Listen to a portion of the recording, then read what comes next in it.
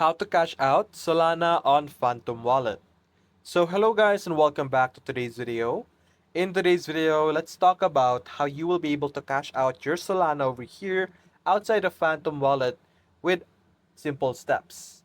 Now, unfortunately, cashing out is not an available option or feature inside of Phantom Wallet.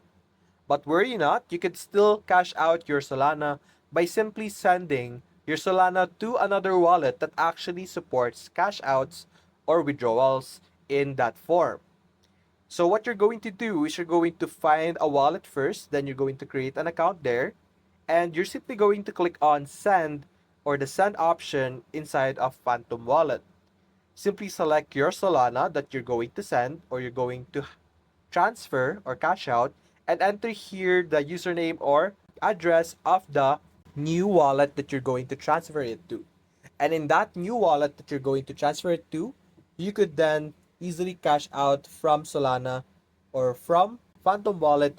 Now, from that wallet, you could now easily just cash it out through their own payment or through their own methods. But that's how you will be able to get it out of Phantom Wallet. If you enjoyed this video, leave a like and subscribe. Thanks for watching.